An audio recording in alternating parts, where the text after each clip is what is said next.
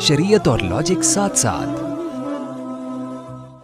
اب دیکھیں کہ پہلا مسئلہ پھر حدیث میں بھی ڈیٹیل بیان کی کہ آپ اپنی زوجہ کو طلاق نہیں دے سکتے اکٹھی تین، یہ یاد رہے گا شرعی طلاق کا طریقہ۔ دوسرا قرآن نے یہ حکم بیان کیا اور حدیث میں اس کی تفصیل ہے کہ اگر آپ نے بیوی سے ہم بستری کر لی تو اب آپ اس کو طلاق نہیں دے سکتے، اب اگر دینا چاہیں گے تو اگلے مہینے کا آپ کو انتظار کرنا پڑے گا۔ ہمارے ہاں ان دو باتوں پر عمل نہیں ہوتا۔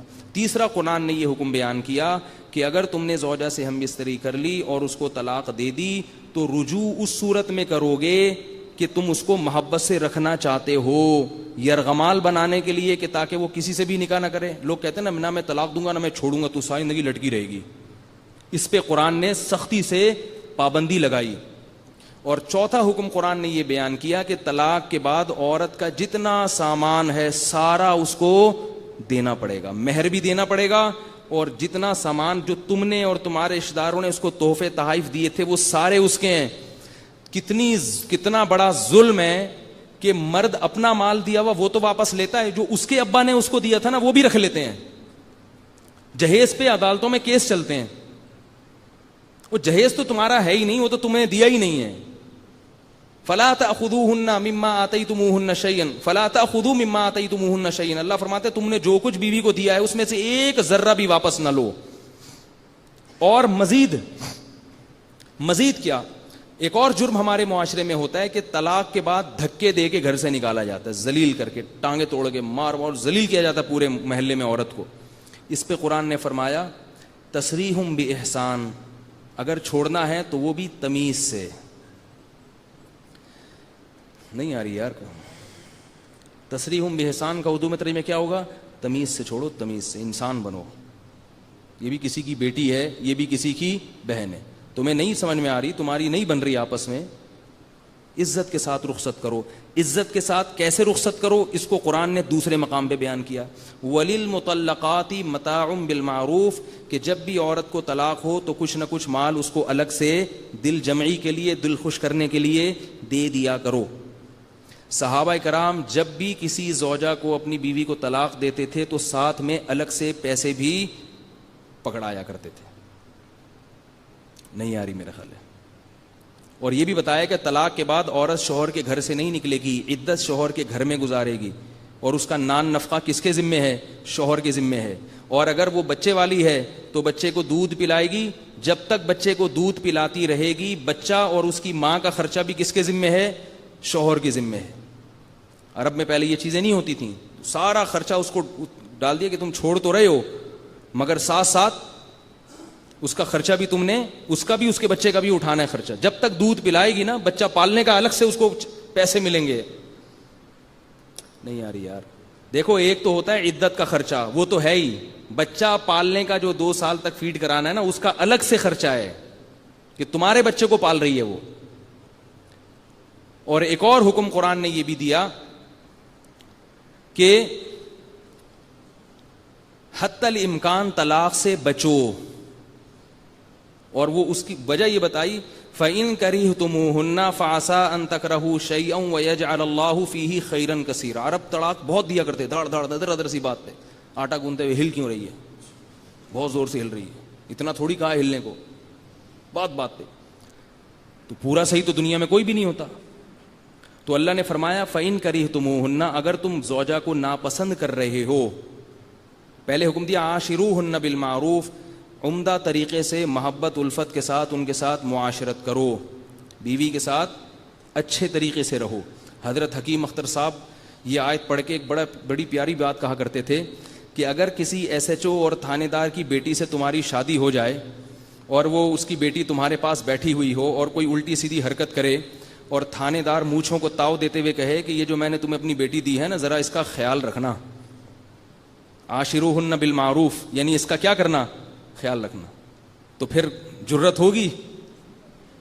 آپ بولیں گے وہ اگر تھانے دار کہے گا نا میری بیٹی سے غلطی ہوئی، کہ غلطی تو انسان تو پتلا ہے خطا کا بھائی تھا ایس ایچ او صاحب۔ تو اللہ نے اپنی بندیاں ہمارے اور آپ کے نکاح میں حوالے کی اور اللہ نے کہا کہ ان کے ساتھ کیا کرنا ہے؟ اچھا سلوک کرنا ہے۔ تو جس کے دل میں اللہ کا خوف ہوگا وہ بہت ساری غلطیوں سے درگزر سے کام لے. وہ اللہ نے بولا ہے بھائی, اللہ نے بولا, اللہ نے بولا. ہاں یہ بھی ہے کہ اللہ نے یہ بھی بولا, دوسری باتیں بھی بولی ہیں, خواتین خوش نہ ہو زیادہ. اللہ نے ساتھ ساتھ ایک اور بات بھی بولی ہے کہ اگر ناقابل برداشت ہو جائے ایسی خامیاں, کیونکہ بعض دفعہ ایسا ہوتا ہے کہ آپ نے کر لیا برداشت, کر لیا, وہ لمٹ سے باہر معاملہ نکلنے لگے, پھر اللہ نے ایک اور پروسیس بیان کیا کہ محبت سے سمجھاؤ, کچھ دن روٹھ کے الگ ہو جاؤ, پھر بھی نہ مانے تو پھر ہاتھ بھی اٹھا سکتے ہو, لیکن ایسے نہ مارو جیسے جانوروں کو پیٹا جاتا ہے. تو لاکھوں میں 2-4 عورتیں ایسی ہوتی ہیں کہ جو پٹے بغیر درست نہیں ہوتی, لیکن ان کا ریشو کم ہے معاشرے میں. نبی صلی اللہ علیہ وسلم نے اپنی کسی زوجہ پہ ہاتھ نہیں اٹھایا, تو بتا دیا کہ اصل یہی ہے کہ یہ ایسے ہی چلے گا, بلکہ ان کی خامیاں اگر کوئی تھی تو ان کو برداشت کیا ہے. اتنا نبی نے برداشت کیا کہ ایک دفعہ, بعض دفعہ ایسے ہوتا ہے نا میاں بیوی میں چپکلس, تو نبی صلی اللہ علیہ وسلم گھر چھوڑ کے چلے گئے تھے, 1 مہینے بعد آئے ہیں, 1 مہینے بعد, ٹھیک ہے نا. تو یہ سب یہ لائف کا حصہ ہے, جھگڑے لڑائی فساد. کبھی کسی گھر میں لڑنے کی آواز آ رہی ہوتی ہے نا, تو کان لگا کے نہ سنا کرو, بولے چلتا ہے. لوگ سنتے ہیں اور یہ مفتی صاحب لڑ رہے ہیں, ٹھیک ہے. لوگ کسی مولوی کو دیکھ لینا, یہ کوئی, میں نے ایک دفعہ جمعے کا بیان کیا حسن سلوک پر, اور گھر جا کے میرا جھگڑا ہو گیا. میں نے کہا یار ابھی حسن سلوک پر بیان کر کے آ رہا ہوں, ٹھیک ہے. تو سب چلتا ہے مارکیٹ میں, تو اس لیے ان چیزوں کو زیادہ نہیں بنایا کرو ایشو. تو اللہ نے کیا فرمایا کہ بھائی عاشروہن بالمعروف, بھلے طریقے سے ان کے ساتھ پیش آؤ, اور اگر کچھ خامیاں ہیں تو اللہ نے بتا دیا فَإِن كَرِهْتُمُوهُنَّ, اگر تم ان کو ناپسند کرتے ہو اور چھوڑنے کا خیال آ رہا ہے تو ہم تمہیں خوشخبری دے دیں, عَسَىٰ أَن تَكْرَهُوا شَيْئًا وَيَجْعَلَ اللَّهُ فِيهِ خَيْرًا كَثِيرًا. بہت سی چیزیں ایسی ہیں جن کو تم ناپسند کرتے ہو, مگر اللہ اس میں تمہارے لیے بہت ساری خیریں رکھ دیتا ہے. اس کو برداشت کرنے سے گناہ معاف ہوں گے, درجات بلند ہوں گے, ممکن ہے اس سے نیک صالح اولاد مل جائے. ہمارے ایک استاذ تھے, ان کی جب شادی ہوئی تو اپنی بیوی سے بڑے پریشان تھے, اور انہوں نے ارادہ کیا اپنی بیوی کو طلاق دینے کا. ہمیں اپنا قصہ سنا رہے تھے, کہہ رہے میں نے ارادہ کر لیا بھائی میرے سے برداشت نہیں ہوتی, چھوڑتا ہوں میں. تو کہہ رہے میں نے جب ارادہ کیا تو میرے استاذ, جو ان کے بھی جو استاذ تھے, انہوں نے کہا کہ یہ آیت پڑھی قرآن کی کہ بھائی برداشت کر لو, ہو سکتا ہے اللہ اس میں خیر رکھ دے. تو ان کے 2 بچے آئے کھیلتے ہوئے, کہہ رہے ہیں یہ وہ خیر ہے, ٹھیک ہے. اتنے اچھے اچھے بچے اللہ نے مجھے, اور ان کے دونوں بیٹے ماشاءاللہ بڑے عالم ہیں, مفتی بن گئے, بڑے عالم بن گئے, وہ بڑا دین کا کام کر رہے ہیں ماشاءاللہ وہ. تو کہہ رہے ہیں یار برداشت کیا تھا, اتنے زبردست بچے مل گئے اللہ کی طرف سے. تو یہ اللہ نے بیان کیا. لیکن اس میں ایک اصول یاد رکھیں کہ اگر معاملہ بہت زیادہ خراب ہو جائے, اصل تو یہی ہے کہ برداشت کرو, برداشت کرو, برداشت کرو. ہو سکتا ہے اللہ نے اس میں اسی جو تم ناپسند کر رہے ہو اسی میں اللہ نے بہت ساری خیریں رکھی ہوں گی. لیکن یاد رکھو اگر معاملہ بہت زیادہ خراب ہو رہا ہے تو پھر قرآن نے آج جو ہم نے آیت پڑھی اس میں کہا کہ دونوں خاندان بٹھا کے, دونوں طرف کے لوگ بٹھا کے معاملے کو سلجھائیں.